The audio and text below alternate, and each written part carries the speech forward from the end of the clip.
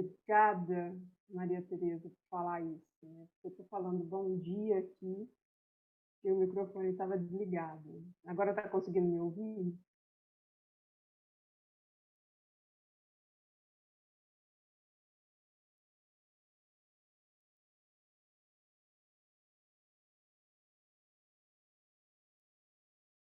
Gente, tá. Obrigada, Maria Tereza. Então, eu vou repetir o bom dia para todo mundo, tá?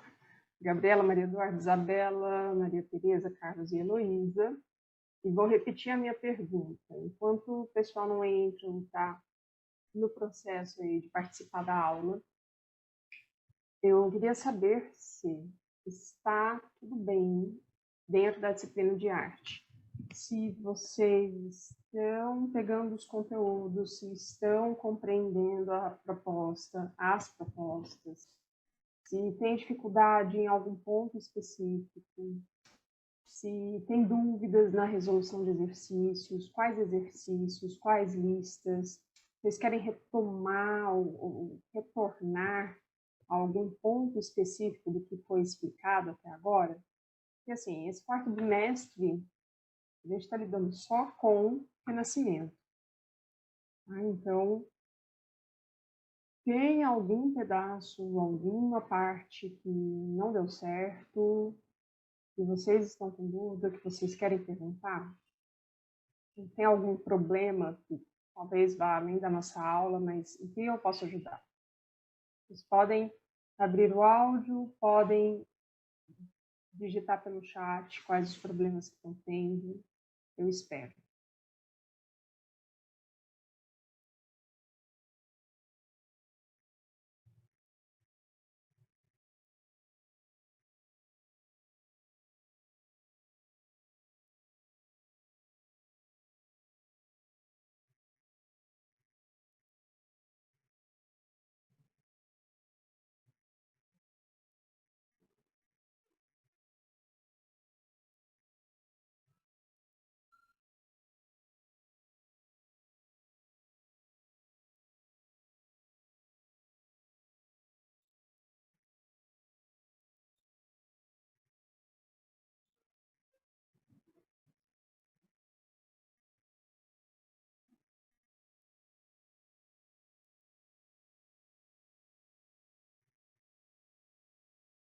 Tá tudo bem? Vocês não querem comentar nada?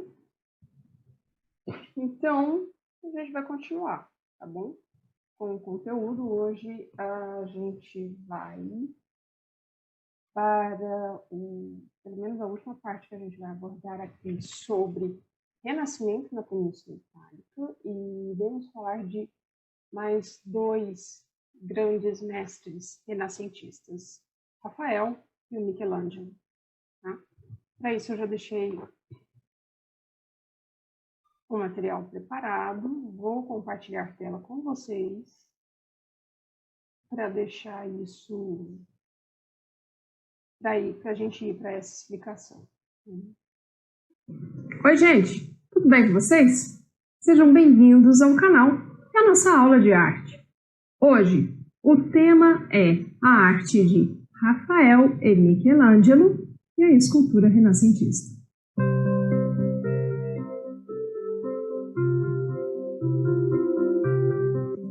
Começaremos com Rafael. Nascido em Urbino, ele foi aprendiz de Pietro Perugino, que pertencia a uma geração de artistas extremamente bem-sucedida e que precisava de uma grande quantidade de ajudantes habilidosos para realizar os trabalhos que lhe encomendavam. Rafael logo absorveu os conhecimentos do seu mestre e se transferiu para Florença, lugar no qual a reputação de Leonardo e Michelangelo era imensa e desencorajava jovens artistas a tentar estabelecer novos marcos dentro da arte. Rafael, porém, não se intimidou, mesmo não tendo o imenso conhecimento que Leonardo tinha ou o poder de Michelangelo. Entretanto, ele tinha um temperamento muito dócil, o que o ajudou a ser recomendado cada vez mais para realizar trabalhos para pessoas renomadas. Um dos motivos que fazia o trabalho de Rafael ser reconhecido era a beleza das figuras pintadas. Só que, ao contrário da maioria dos pintores que buscavam retratar a natureza fielmente, Rafael começou a aproximar pouco a pouco um ideal de beleza imaginado a formas esquemáticas da natureza. Este ideal de beleza acabou sendo formado pelo estudo sistemático ao longo do tempo das estátuas da Antiguidade Clássica. Por este motivo, Rafael é considerado o pintor que melhor desenvolveu, na Renascença, os ideais clássicos de beleza através de composições harmônicas e que apresentavam regularidade de formas e cores. Os elementos que compõem seus quadros são dispostos em espaços amplos, claros e com uma simetria equilibrada, proporcionando ao observador um sentimento de ordem e segurança. Os temas de suas pinturas são claros e simples, graças ao corte de detalhes e decorações que pouco contribuem para a composição das temáticas propostas. Entre a sua vasta produção estão a Libertação de São Pedro, a Transfiguração e a Escola de Atenas. Já Michelangelo nasceu em Florença e se tornou aprendiz aos 13 anos do mestre Domenico Ghirlandaio. Na oficina de Ghirlandaio, Michelangelo aprendeu todos os truques técnicos necessários para ser um bom artista. Entretanto, ele tinha ideias diferentes sobre arte, e isto o fez deixar sua posição como artista na oficina de Ghirlandaio para estudar o trabalho dos grandes mestres do passado, como Giotto, Donatello e Masaccio, assim como as esculturas gregas e romanas disponíveis na coleção da família Médici em Florença. Ele queria entender os segredos dos antigos escultores com o objetivo de dominar completamente os segredos do corpo humano. Isto o fez dissecar cadáveres e desenhar inúmeros modelos até que ele fosse capaz de desvendar todos os mistérios da figura humana. Aos 30 anos, Michelangelo já era considerado um dos grandes mestres de sua geração, cuja genialidade era equiparada ao de Leonardo da Vinci, que era 23 anos mais velho. Como pintor, seu trabalho mais impressionante é o teto da Capela Sistina, no Vaticano. Pintado entre 1508 e 1512, este trabalho foi objeto de intenso estudo por parte do artista, que cuidadosamente preparou cada figura em desenhos. O trabalho final atestou, sem sombra de dúvida, a imensa capacidade de Michelangelo em desenhar o corpo humano em qualquer posição e de qualquer ângulo.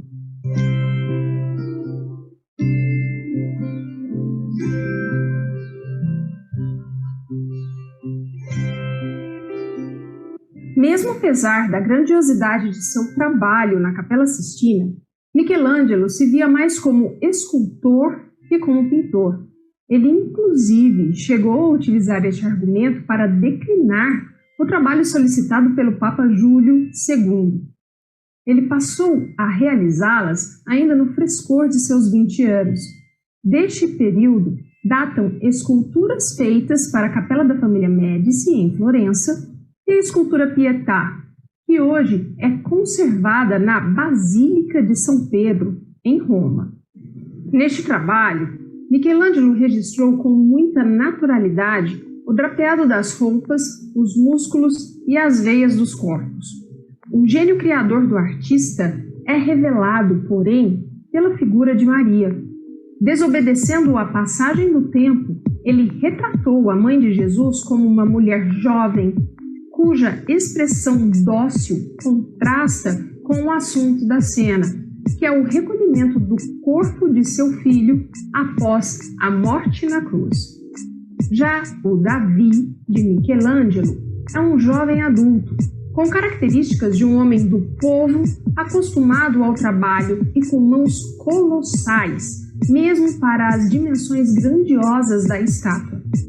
A cabeça exibe os traços mais reveladores, porque tem uma expressão desconhecida na escultura até aquele momento. Contém uma espécie de força interior que não aparece no humanismo idealizado dos gregos. O Davi de Michelangelo é heróico, porque possui um tipo de consciência que surge com o Renascimento em sua plenitude. A capacidade de enfrentar os desafios da existência. Nesse sentido, não é apenas contra Golias que este Davi se rebela e luta. É contra todas as adversidades que podem ameaçar o ser humano. Verrocchio foi outro escultor renascentista importante. Florentino, que iniciou sua carreira trabalhando como ourives, o que influenciou seus trabalhos como escultor. Também produziu com segurança volumes e é considerado na escultura o precursor do jogo de luz e sombra. Foi o mestre de Leonardo da Vinci. Entre suas esculturas destacam-se o Monumento Equestre a Colleone e Davi. A estátua de Bartolomeu Colleone, um dos grandes generais venezianos do período, mostra o quanto Verrocchio estudou minuciosamente a anatomia do cavalo, a posição dos músculos e das veias. Também é admirável a postura do cavaleiro, o qual parece estar cavalgando à frente de suas tropas em ousado desafio. Nesta estátua, é possível observar o preciosismo do trabalho de ourives de Verrocchio na sela e no arreio do animal. Já o Davi de Verrocchio retrata um adolescente ágil e elegante, em uma túnica enfeitada, a qual também mostra a maestria do escultor como ourives.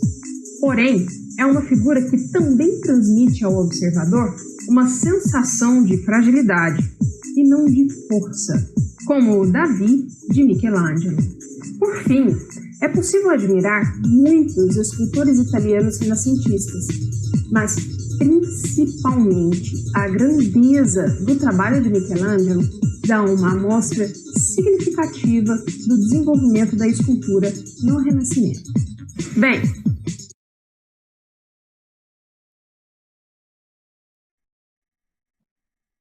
ok, hoje, pelo menos o vídeo, a gente termina por aqui. Ali só estamos finalizando mesmo. E a minha pergunta agora é: tá tudo bem com esse conteúdo? Alguma coisa que vocês queiram levantar? Bom dia, que eu não falei bom dia antes de começar o vídeo com a explicação. Bom dia, Laura. Bom dia, Andressa. E o que vocês querem comentar? Tá tudo bem? Tá tudo tranquilo? A gente segue adiante? O que vocês querem? Pode sinalizar pelo chat também, pessoal.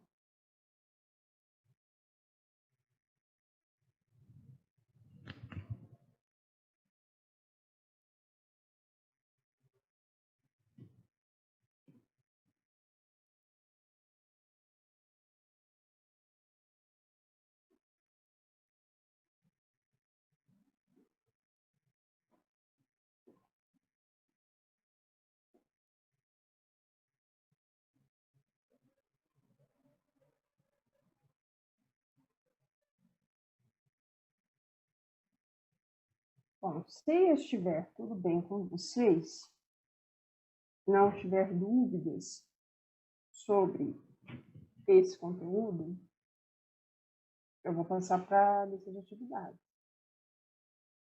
para a gente discutir as questões. Ou se vocês quiserem levantar mais alguma coisa.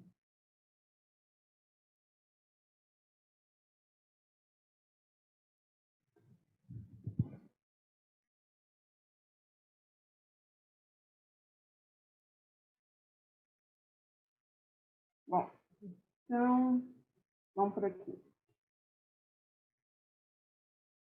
Dividindo tela novamente. Vou deixar o chat ativado aqui. O que vocês estão vendo aqui, lembra que vocês, o questionário, ele está organizado de maneira que a ordem das questões se altera e a ordem das alternativas dentro das questões também se alteram, tá? Então, o que é um C para mim não é um C para Gabriela, não é um C para Maria Eduarda. Vamos começar aqui pela primeira imagem, tá? Pela primeira questão, na verdade, que pede já para observar a imagem. Essa aqui é uma estátua, uma escultura também do Michelangelo, que está no Louvre, e se chama O Escravo Moribundo. Foi esculpida, se não me engano, na época da Capela Sistina, em que ele estava trabalhando na Capela Sistina, e fazia parte de um conjunto também de estátuas que estariam dispostas ali. Se eu não me engano, li a respeito quando eu montei a aula, quando eu pesquisei a aula, mas agora eu não me recordo com exatidão. E aqui, de acordo com essa imagem, foi feita uma questão, uma demanda, né? O Michelangelo, ao produzir suas esculturas, buscava alcançar um resultado que, aí pede, escolha uma apenas. Evidenciasse o realismo da representação, das representações, sem distorções das formas, provocasse a comoção, um reflexo do pensamento romântico da época, iludisse e manipulasse o observador quanto ao acabamento dos detalhes, mostrasse a luxuosidade do material utilizado na escultura ou exaltasse o elemento humano, dotado de criatividade e exuberância. É interessante para conseguir responder isso, tá? Entender o trabalho de Michelangelo, sim, mas também entender o contexto no qual emergiu, no qual surgiu o trabalho de Michelangelo. E esse contexto vai ser o Renascimento como um todo. Qual é a principal característica, ou qual é o conjunto de características que existe nesse momento que vai guiar o trabalho desses artistas adiante? Essa é a minha pergunta para vocês. Por quê?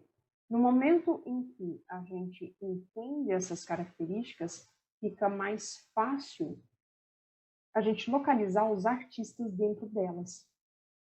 E aí, sim, quando a gente localiza isso como uma grande raiz, a gente consegue identificar quais são as motivações de cada um. Tá tudo bem até aqui?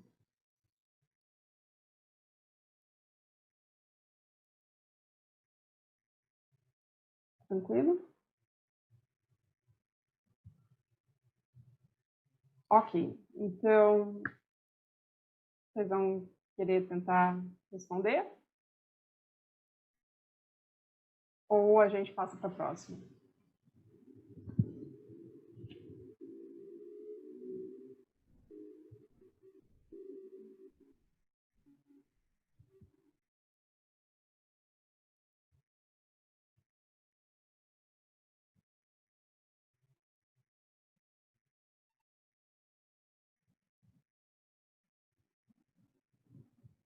Ok. Então, questão 2. Pelo menos para mim. Novamente, temos aqui uma imagem. E essa imagem é o Davi, de Michelangelo. E pede para a gente ler um texto, né? Nesse texto, Davi é uma das esculturas mais famosas do mestre renascentista Michelangelo Buonarroti. O trabalho retrata o herói bíblico com um realismo anatômico impressionante, sendo considerada uma das mais impressionantes obras do Renascimento e do próprio autor. A escultura encontra-se em Florença, na Itália, cidade que originalmente encomendou a obra, e é uma estátua em mármore. Mede 5 por 17. Opa, desculpa. 5 metros e 17 centímetros e pesa 5 toneladas e meia. Em razão da genialidade que sempre foi atribuída à obra, ela foi escolhida como símbolo máximo da República de Florença. Como assim República de Florença? A Itália só foi unificada enquanto país, toda a península, no final dos anos 70 do século XIX. Então, existia Florença, existia Roma, existia Milão, existia Veneza, mas eram praticamente cidades-estado próprias, tá? Repúblicas pequenas, países dentro da península que tinham uma unidade cultural, mas diferentes formas de controle político desses lugares. Só para a gente ter uma noção de como funciona.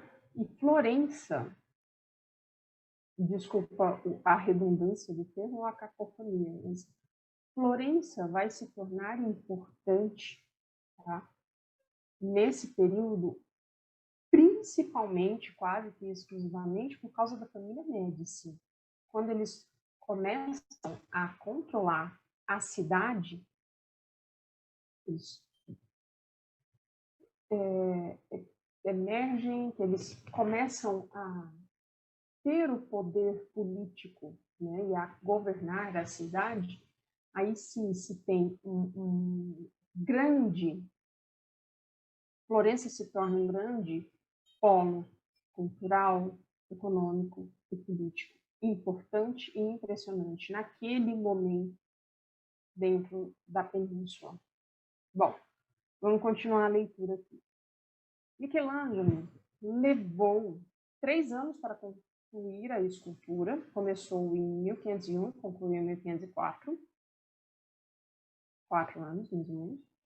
E antes de Michelangelo receber a incumbência desta obra, o bloco de mármore de Carrara é uma cidade também famosa pela produção de mármores lá, que ele usou, havia ficado exposto ao tempo por 25 anos no pátio da Catedral de Santa Maria del Fiore, que é a Catedral de Florença e é onde foi colocada a cúpula de Brunelleschi, que a gente comentou sobre isso quando falamos sobre arquitetura. Tá? E a cúpula foi a última coisa a ser montada. Santa Maria del Fiore foi projetada como uma catedral gótica, porém nenhum arquiteto tinha conseguido fazer uma cúpula que desse certo no vão, no enorme vão que foi feito ali. Ela ficou o quê? Uns 63 anos descoberta ali. Terminaram as paredes, mas a solução mesmo da cobertura só veio com Brunelleschi. Enfim, com base nas informações do texto e na observação da imagem, pode-se afirmar que a escultura Davi de Michelangelo, 5 opções.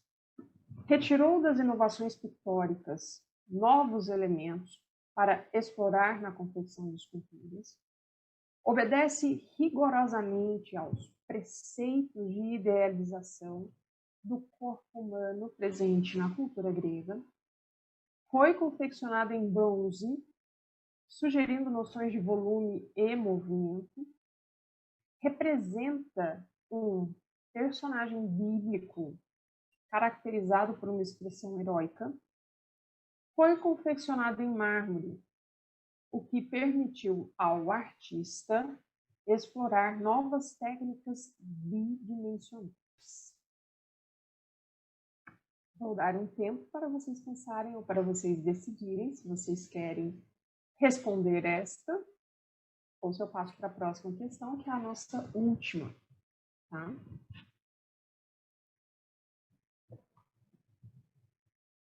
Aí vocês podem falar pelo chat também, ou abrir o microfone, tanto faz.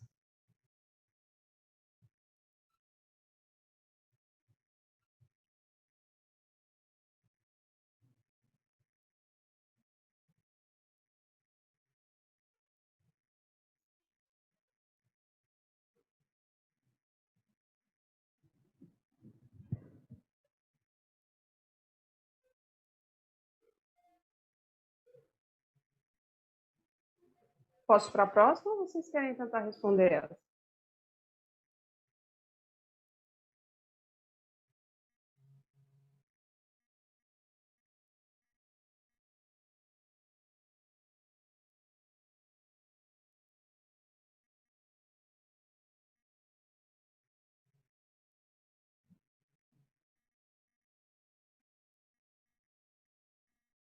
Bom, então, vamos para a próxima.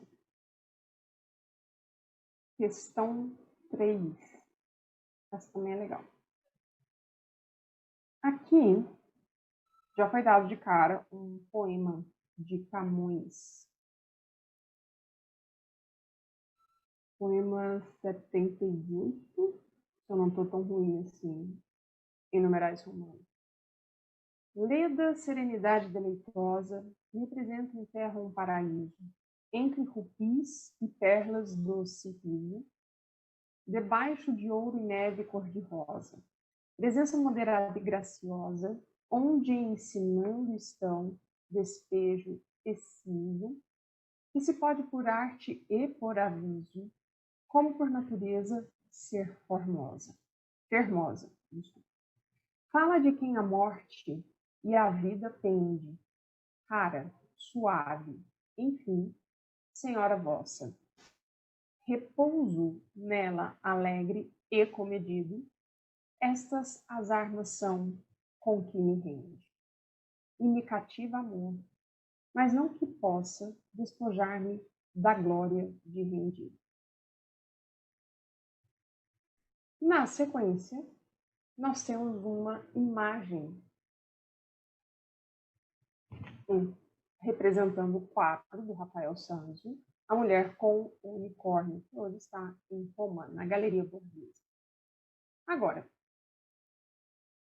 a pergunta vem. Essa aqui. A pintura e o poema, embora sendo produtos de duas linguagens artísticas diferentes, participaram do mesmo contexto social e cultural de produção, pelo fato de ambos, e aí eu tenho 5 alternativas de novo, valorizarem o excesso de enfeites na apresentação pessoal e na variação de atitudes da mulher, evidenciados pelos adjetivos do poema, apresentarem um retrato realista, evidenciado pelo unicórnio presente na pintura e pelos adjetivos usados no poema, apresentarem um retrato ideal de mulher, marcado pela sobriedade e pelo equilíbrio, evidenciados pela postura, expressão e vestimento da moça e os adjetivos utilizados no poema, desprezarem o conceito medieval da idealização da mulher com base na produção artística, evidenciado pelos adjetivos usados no poema, apresentarem um retrato ideal de mulher,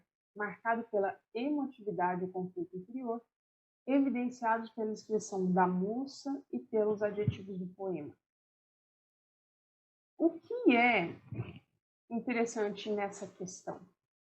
Ela não fala exatamente do que o Rafael representou ou da arte nascentista como um todo, mas a gente precisa ter noção do que foi essa característica ou o trabalho dele para a gente conseguir articular com o que a gente viu, com o que a gente leu nesse trecho do poema de Camões e como isso se aplica ao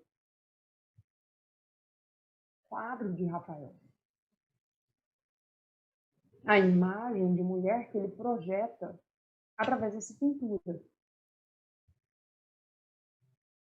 Então, nesse sentido, a gente está lidando com conteúdo, mas também cruzamento de informações, leitura e interpretação de texto e imagem.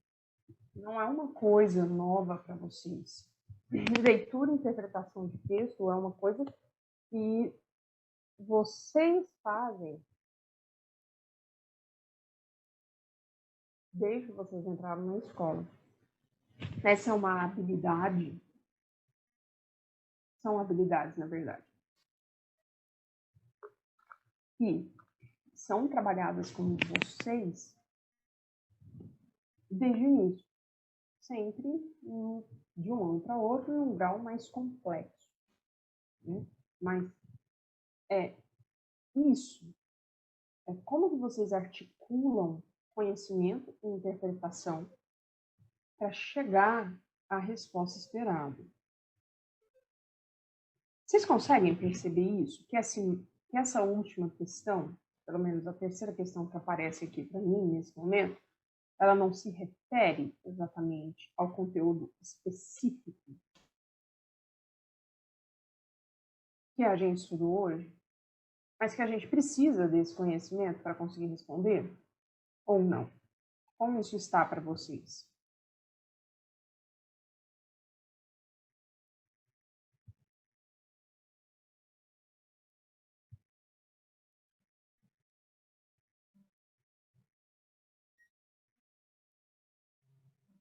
Podem responder pelo chat também, tá? Se não quiserem abrir o microfone.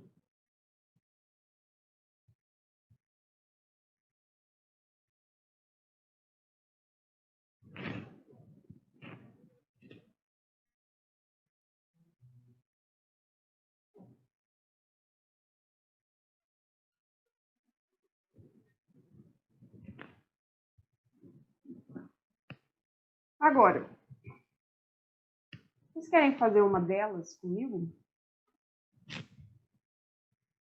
1, 2 ou 3. A gente pode trabalhar as alternativas, ver por que funciona, por que não funciona, de acordo com o que foi pedido, de acordo com o conteúdo que a gente tratou, e resolver aqui agora. O que vocês acham disso? Escolha uma e a gente trata aqui agora. Aguardarei respostas de todos. Pode ser no chat, pode ser por áudio.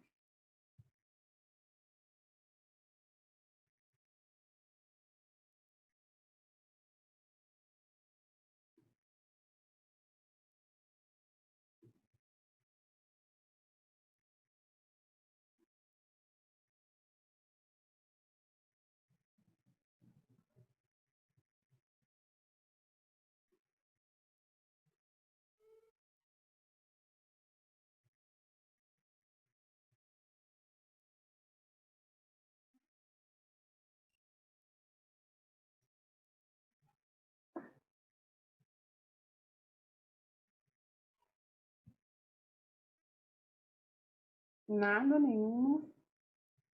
Eu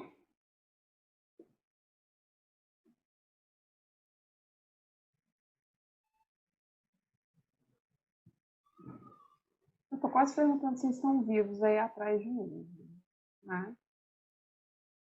Tudo bem.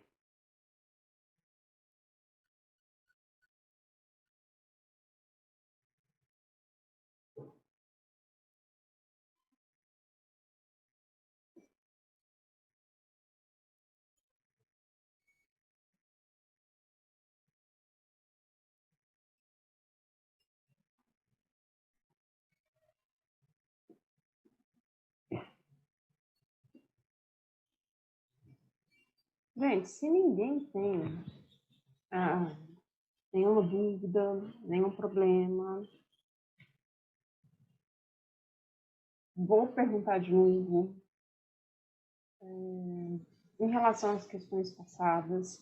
Perguntaram na outra turma se sobre as recuperações de primeiro e segundo bimestre, e vou avisar aqui também que, como as recuperações ainda estão abertas até o dia 31, eu ainda não alterei a nota para o pessoal, vou esperar fechar para depois fazer isso em uma tacada só. Então, quem fez recuperação e ainda não teve a nota modificada de acordo com o que atingiu, eu peço para aguardar um pouco, tá?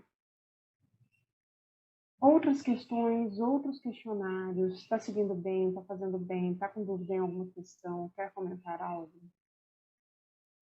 Porque agora são os minutos finais da aula, para a gente seguir adiante.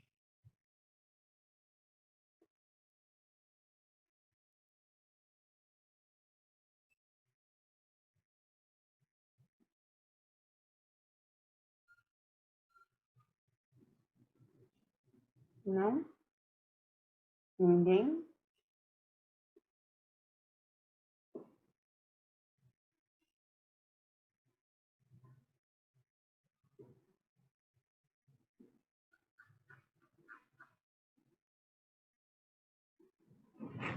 Então, o que eu tinha de proposta para hoje, eu finalizei aqui. Vocês querem conversar sobre mais alguma coisa? Outra coisa que está fora do conteúdo, fora da matéria, aproveitando esses minutinhos finais?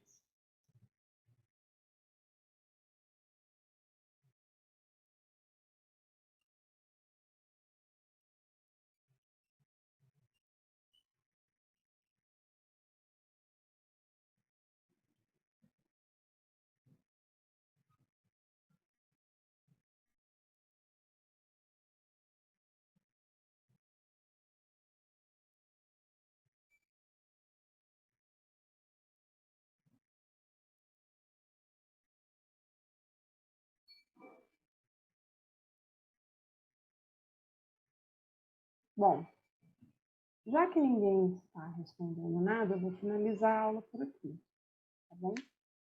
Qualquer dúvida, mandem mensagem no fórum, podem entrar em contato, vocês têm o contato e o meu e-mail. E vejo vocês na semana que vem, tá bom? Pelo menos até o nosso próximo encontro. Tchau, gente. Bom final de semana, tá?